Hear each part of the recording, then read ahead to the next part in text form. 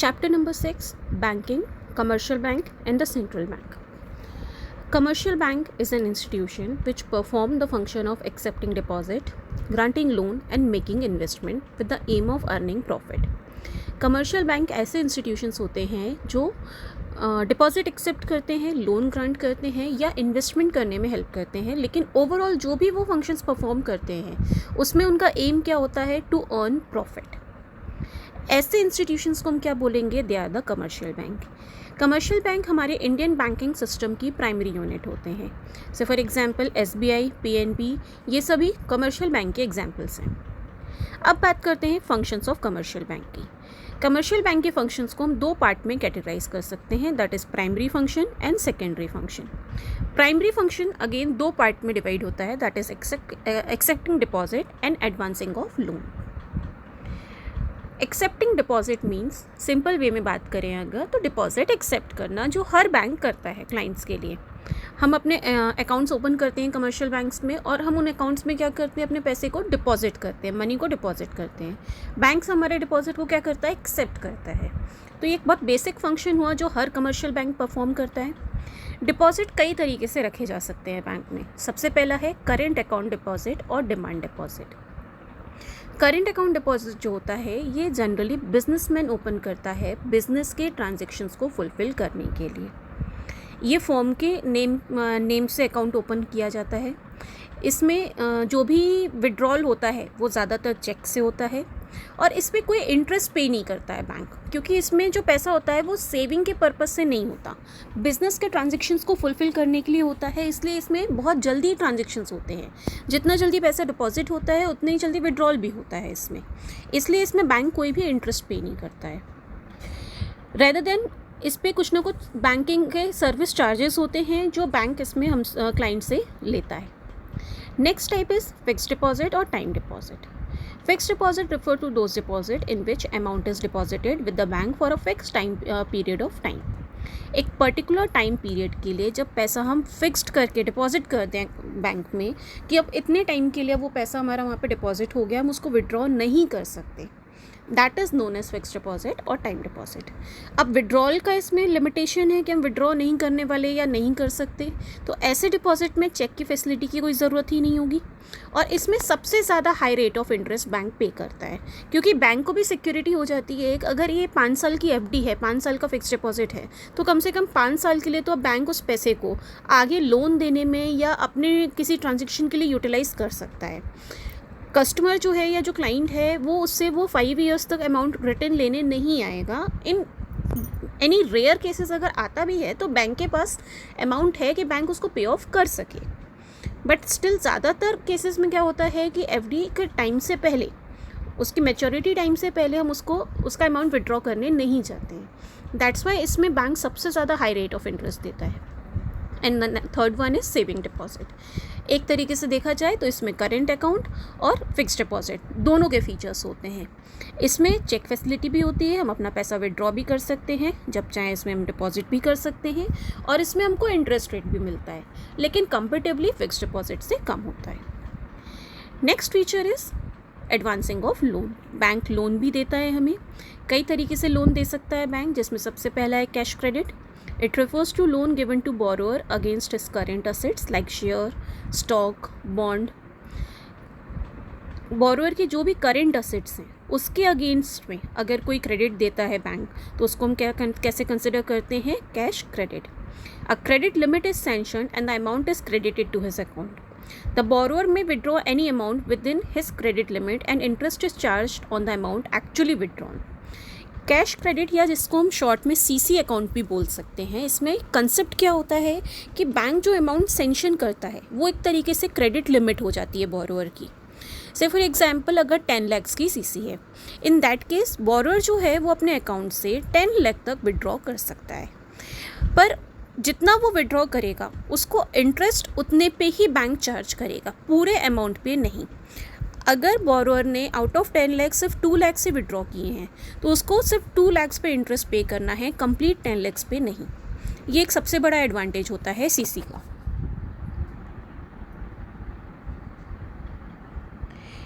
Next one is demand loan.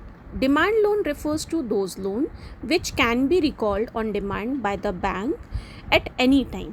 Demand loan कैसे loan होते हैं? ऐसे लोन जिसको बैंक कभी भी रिकॉल कर सकता है, मतलब कभी भी बोरोअर को बोल सकता है कि आप ये लोन का जो अमाउंट है इसको रीपे करिए. The entire sum of demand loan is credited to the account and interest is payable on the entire sum. Demand loan का जो भी अमाउंट होता है वो सीधे बोरोअर के अकाउंट में क्रेडिट होता है और बोरोअर को पूरे पैसे पे इंटरेस्ट पे करना होता है. वो कितना पैसा विड्रॉ कर रहा है कितना नहीं उससे कोई फ़र्क नहीं पड़ता, इंटरेस्ट पूरे पैसे पे लगेगा. And the last one is short term loan. They are given as personal loan against some collateral security. मतलब कोई ना कोई चीज़ हम कोई अपनी असेट को गिरवी रखते हैं बैंक के पास में और उसके अगेंस्ट में कोई पर्सनल लोन लेते हैं शॉर्ट टाइम पीरियड के लिए, तो उसको हम क्या बोलते हैं? It's a short term loan. The money is credited to the account of the borrower and borrower can withdraw money from his account. And interest is payable on the entire sum of loan granted. Now we will discuss the secondary functions. Secondary functions क्या हैं commercial bank के? सबसे पहला है overdraft facility. As a secondary function bank अपने कई customer को overdraft facility भी देता है. मतलब हमारे अकाउंट में कितना पैसा है उससे ज़्यादा भी हम विड्रॉ कर सकते हैं.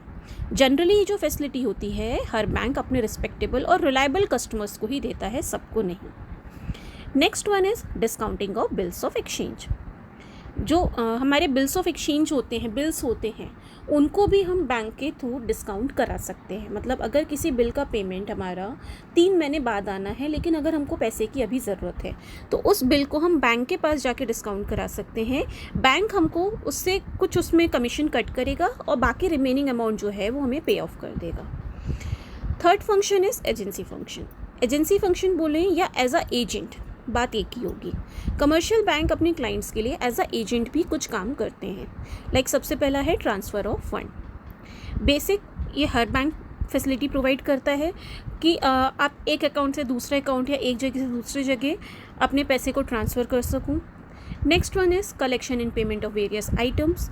कमर्शियल बैंक कस्टमर के बिहाफ में कई ऐसी वैल्यूज़ होती हैं जो कलेक्ट भी करता है, कई ऐसे ट्रांजेक्शन्स होते हैं जिनका पेमेंट भी करता है ऑन टाइम. लाइक कोई चेक कलेक्ट करना है, कोई बिल कलेक्ट करना है या कोई ईएमआई पे ऑफ करनी है, कोई इंटरेस्ट पे ऑफ करना है, डिविडेंड कलेक्शन है, तो ये चीज़ें बैंक्स हमारे बिहाफ में पहले से ही करके देते हैं हमें. Next is purchase and sales of foreign exchange. Commercial bank foreign exchange को ख़रीदने या बेचने में भी हेल्प करते हैं जिसके थ्रू इंटरनेशनल ट्रेड भी प्रमोट होता है. Next one is purchase and sale of securities. Securities को भी खरीदने या बेचने के लिए, मतलब शेयर्स में इन्वेस्ट करने के लिए या शेयर्स को बेचने के लिए भी हमको कमर्शियल बैंक की ज़रूरत होती है. वो हेल्प करते हैं ट्रांजेक्शन को कंप्लीट करने में.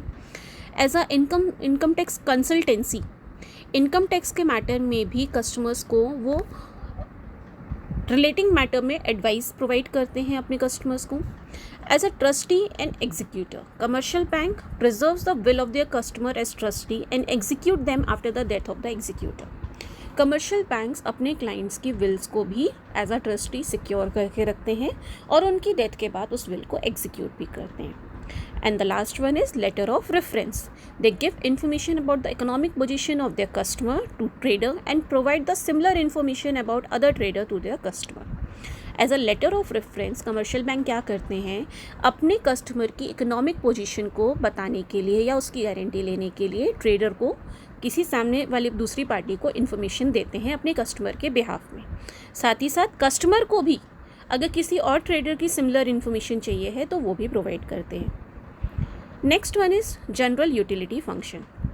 Commercial bank render some general utility services like locker facility, लगभग सभी बैंक्स में होती है. ट्रैवलर्स चेक, अगर हम कहीं ट्रैवल कर रहे हैं, हम रिस्क नहीं लेना चाहते कैश को ले जाने की, इन दैट केस हम ट्रैवलर्स चेक का फ़ायदा ले सकते हैं बैंक के through. Letter of credit, they also issue letter of credit to their customer to certify their creditworthiness. अपने कस्टमर की क्रेडिट वर्दीनेस को बताने के लिए, क्लियर करने के लिए किसी थर्ड पार्टी के सामने लेटर ऑफ क्रेडिट प्रोवाइड करते हैं commercial bank. Underwriting of securities, commercial bank as a underwriter भी एक्ट करते हैं. As a underwriter basically वो करते क्या हैं, किसी कंपनी के पूरे शेयर्स को परचेज़ कर लेते हैं और फिर उसको पब्लिक को स्मॉल पार्टीशन में सेल ऑफ करते हैं. पब्लिक को सबसे पहली चीज़ बैंक की क्रेडिट वर्दीनेस पे फेथ भी होता है और प्लस पब्लिक हेजिटेट भी नहीं करती है सिक्योरिटीज़ को बाय करने में from the bank. Last one is collection of statistical data और स्टैटिस्टिक्स। गवर्नमेंट को या किसी भी रिसर्च ऑर्गेनाइजेशन को जो भी स्टैटिस्टिकल डेटा लगता है कॉमर्स, ट्रेड और इंडस्ट्री से रिलेटेड या किसी भी फाइनेंशियल मैटर से रिलेटेड, तो वो भी हमारे कमर्शियल बैंक्स प्रोवाइड करते हैं। Commercial bank receive deposit from the public and use this deposit to give loan. Basically commercial bank public से डिपॉजिट लेता है और उस डिपॉजिट को लोन देने में यूज़ करता है। हालांकि loan offered are many times more than the deposit receive by the bank. Loan जो ऑफर किया जाता है वो कई गुना होता है एज़ कम्पेयर टू जो डिपॉजिट रिसीव किया है बैंक ने। इस फंक्शन को या इस प्रोसेस को हम बोलते हैं मनी क्रिएशन। ये इस चैप्टर से सबसे इम्पॉर्टेंट टॉपिक है, ज़्यादातर बोर्ड पेपर्स में पूछा जाता है। मनी क्रिएशन या क्रेडिट क्रिएशन। सबसे पहले इस प्रोसेस को समझने के लिए इसके अजम्पशंस को समझना ज़रूरी है। बेसिकली इस प्रोसेस के थ्रू कमर्शियल बैंक क्या करता है, क्रेडिट क्रिएट करता है इकोनॉमी में, which is more far in excess of the initial deposit. मतलब जो कमर्शियल बैंक के पास इनिशियल डिपॉजिट आया है उसके कई गुना क्रेडिट क्रिएट करना इकोनॉमी में इस मनी क्रिएशन। इस प्रोसेस को पढ़ने के लिए दो अजम्पशंस हैं। सबसे पहला हम ये मान के चलेंगे कि जितने भी कमर्शियल बैंक्स हैं वो सब एक ही यूनिट है जिनको हम बैंक बोल रहे हैं। मतलब अब SBI हो या कैनरा बैंक हो या इलाहाबाद बैंक हो, इट डजेंट मैटर, हम इन सबको एक सिंगल यूनिट मान के चलेंगे एंड उसको हम क्या बोलेंगे, it's a bank. Second point, all receipts and payment in the economy are routed through the bank. मतलब कोई भी रिसिप्ट हो या कोई भी पेमेंट हो वो बैंक के थ्रू ही होगा। It means total cashless economy की बात कर रहे हैं हम। कैश में कोई भी ट्रांजैक्शन नहीं होंगे, हर ट्रांजैक्शन जो होगा वो रिसिप्ट या पेमेंट जो भी होगा वो बैंक के थ्रू होगा। ये दोनों अजम्पशंस हमको मान के चलना ज़रूरी है, तभी हम मनी क्रिएशन की प्रोसेस को क्लियरली समझ पाएंगे। Now, the deposit held by the bank are used for giving loan. However, bank cannot use the whole of the deposit for lending. Bank deposit को लोन देने में यूज़ करता है, लेकिन फिर भी बैंक पूरे डिपॉजिट के पैसे को लोन में नहीं यूज़ कर सकता। लीगली कंपलसरी होता है हर बैंक के लिए कि एक मिनिमम अमाउंट अपने डिपॉजिट का एज अ रिजर्व सिक्योर रखे। कितना पैसा रिजर्व में रखना है ये डिसाइड किया जाता है लीगल रिजर्व रेशियो के अकॉर्डिंग, जिसको हम शॉर्ट में बोलते हैं LRR, और इसे फिक्स करता है सेंट्रल बैंक। कोई भी बैंक 100% रिजर्व नहीं रखता है। They keep reserve only to the extent indicated by the central bank. जितना रेशियो सेंट्रल बैंक ने LRR का फिक्स किया है उतना ही पैसा हर बैंक रिजर्व में रखेगा। नाउ हम कुछ फ्रैक्शन ऑफ डिपॉजिट को ही रिजर्व में रखने की बात क्यों कर रहे हैं, पूरा पैसा हमने रिजर्व में क्यों नहीं रखा है, इसके कुछ स्पेसिफिक रीज़न है। सबसे पहली चीज़, सभी डिपॉजिटर्स एक साथ बैंक में विड्रॉल के लिए नहीं आते हैं। ऑल्सो एक साथ पूरा अमाउंट भी विड्रॉ नहीं करते हैं। कोई अगर डिपॉजिट करेगा तो कोई विड्रॉ भी करेगा, दोनों ही चीज़ें साइमल्टेनियसली चलती हैं। बैंक में कॉन्स्टेंटली नए डिपॉजिट का भी फ्लो होता रहता है, बना रहता है। दैट्स वाई बैंक्स को एक फ्रैक्शन ऑफ डिपॉजिट ही एज अ रिज़र्व रखने की ज़रूरत है। पूरा डिपॉजिट, पूरा इनिशियल डिपॉजिट का अमाउंट रिज़र्व में रखने की ज़रूरत नहीं है। नाउ ये प्रोसेस वर्क कैसे करती है ये हम एग्जाम्पल के थ्रू समझेंगे। सबसे पहली चीज़, इसमें हमने 3 कॉलम्स लिए हैं, that is deposit, loan and cash reserve, that is LRR। Concept यही है कि एक इनिशियल डिपॉजिट आता है बैंक के पास, बैंक उस पैसे को क्या करता है, लोन देने में यूज़ करता है, और उस लोन से कई गुना मनी जो है वो जनरेट होता है हमारी इकोनॉमी में, मनी मल्टीप्लाई होता है कई गुना। पूरा पैसा लोन देने में बैंक यूज़ नहीं कर सकता, कुछ पैसा उसको किस में रखना है, रिजर्व में। तो दैट्स वाई हमने एक कॉलम किसका लिया है, कैश रिजर्व का। ये किसके अकॉर्डिंग चलेगा, LRR के परसेंटेज के अकॉर्डिंग। यहाँ पे एग्जाम्पल में LRR है हमारे पास 20% या 0.20 भी उसकी वैल्यू हम बोल सकते हैं। इनिशियल डिपॉजिट से फॉर एग्जाम्पल हमारे पास आया है 1000 का 20% होता है 200, तो 200 बैंक क्या करेगा, रिजर्व में रखेगा, और 800 क्या करेगा, लोन देगा।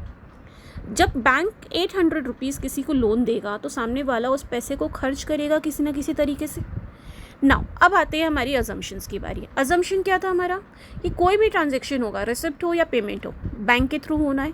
मतलब ये 800 रुपये जब सामने वाला खर्च करेगा तो वो किसी ना किसी तरीके से बैंक से ही करेगा।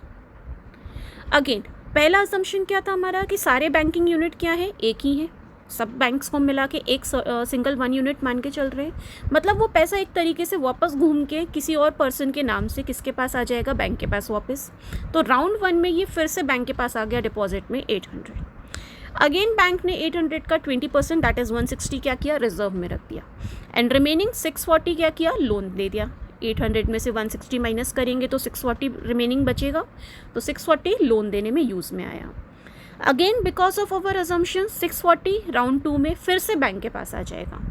बैंक 640 का 20% दैट इज़ 128 रुपीज़ रिजर्व में रखेगा। रिमेनिंग बैलेंस जो है 512 रुपये वो लोन देने में यूज़ करेगा। ये प्रोसेस हमारी कंटिन्यू रहेगी।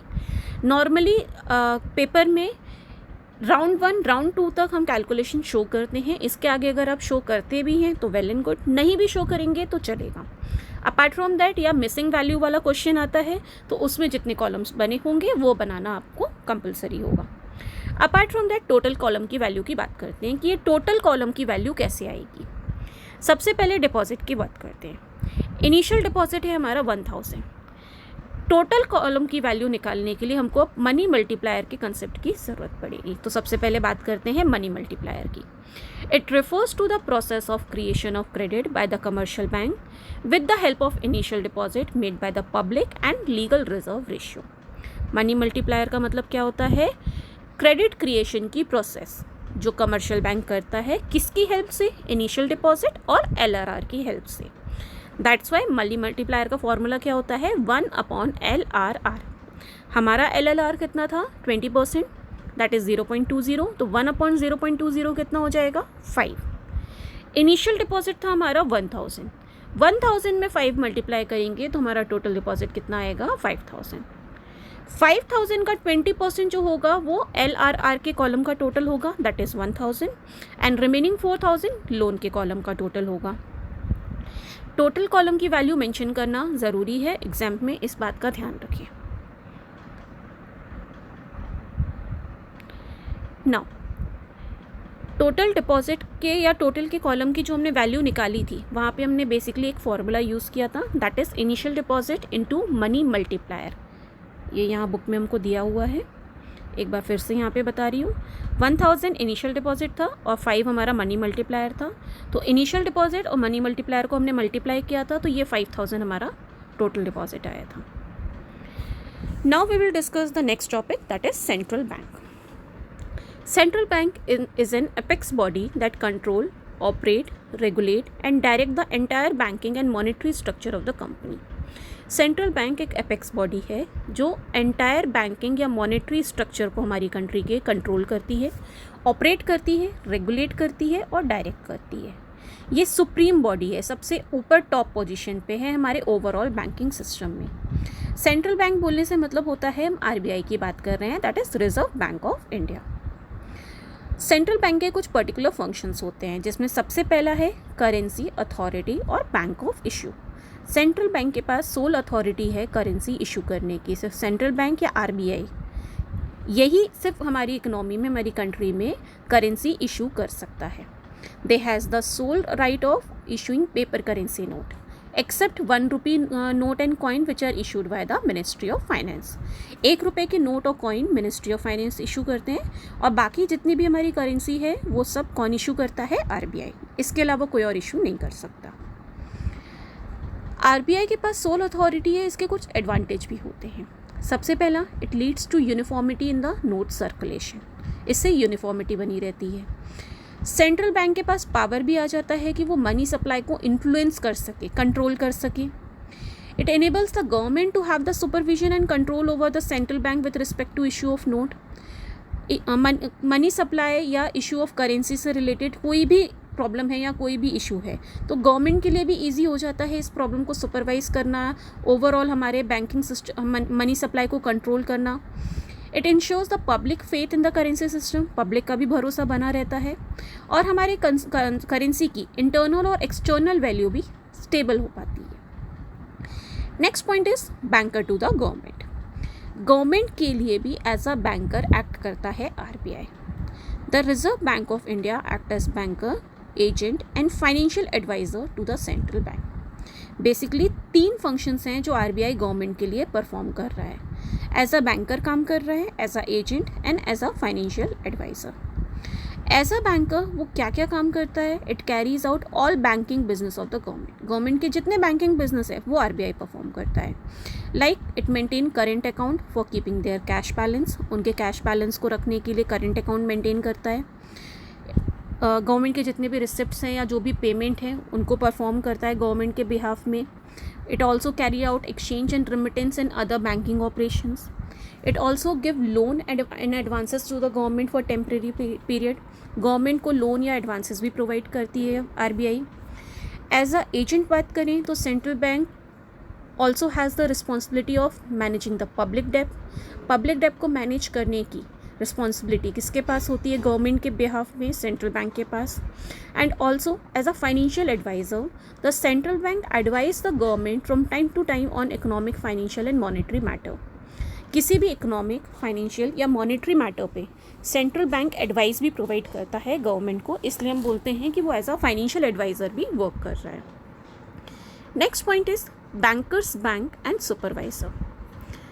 There are number of commercial bank in a country. There should be some agencies to regulate and supervise their proper functioning. हमारी इकोनॉमी में, हमारी कंट्री में कई सारे कमर्शियल बैंक हैं। उनको रेगुलेट करने के लिए या उनको सुपरवाइज करने के लिए किसी एक पर्टिकुलर अथॉरिटी का होना ज़रूरी है।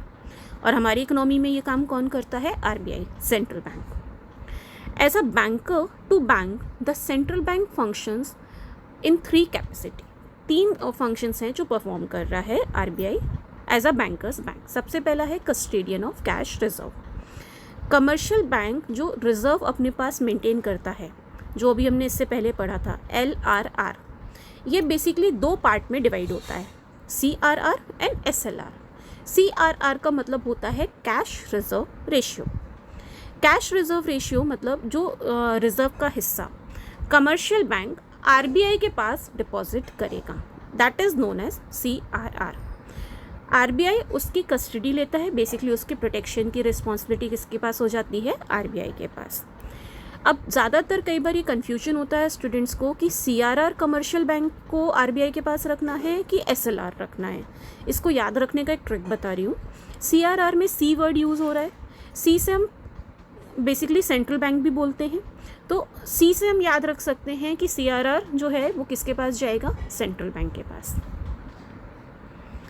Next point is lender of last resort. When commercial bank fail to meet their financial requirement from other sources, they approach to central bank to give loan and advances.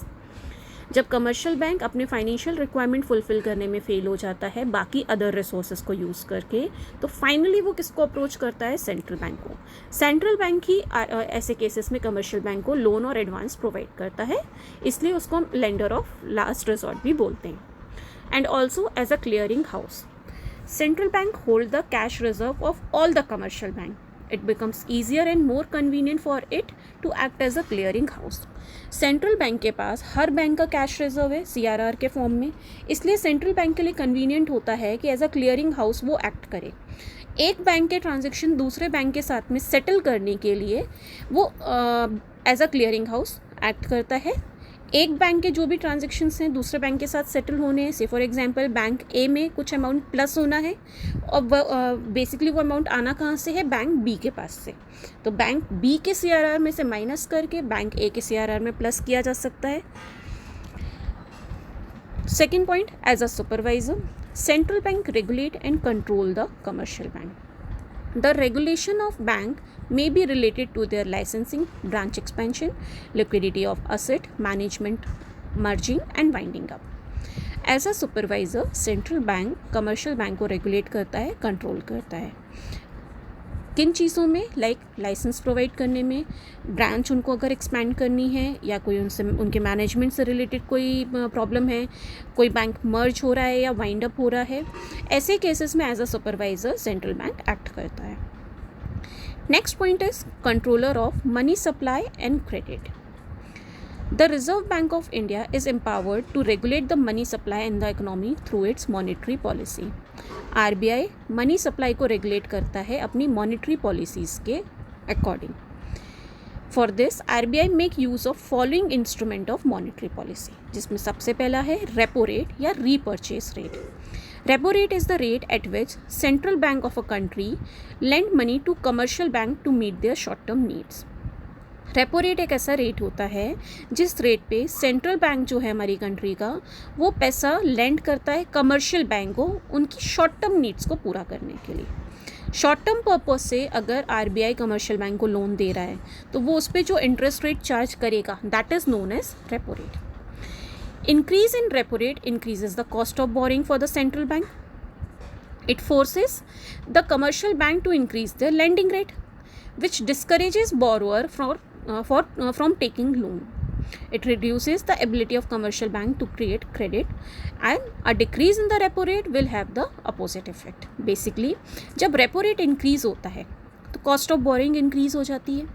अब commercial bank को खुद को अगर ज़्यादा interest rate पे करना है repo rate के फॉर्म में, तो वो सामने अपने बोरोअर से भी तो ज़्यादा इंटरेस्ट रेट चार्ज करेगा. जब कॉमन पब्लिक के लिए as a borrower interest rate increase हो जाएंगी तो पब्लिक भी क्या होगी, डिस्करेज होगी कि नहीं हमको लोन नहीं लेना क्योंकि इंटरेस्ट रेट बहुत ज़्यादा है, जिसकी वजह से क्रेडिट क्रिएशन क्या होगा हमारी इकोनॉमी में कम होने लगेगा, मनी सप्लाई रिड्यूस होगी. वहीं अगर रेपो रेट डिक्रीज़ होगा तो उसका इफेक्ट अपोजिट होगा. Next point is bank rate और discount rate. Bank rate is a rate at which central bank of a country lend money to commercial bank to meet their long term need. जब commercial bank को long term needs को fulfil करने के लिए long term loan provide करता है commercial bank central bank, तो वो जो इंटरेस्ट रेट चार्ज करता है दैट इज़ बैंक रेट.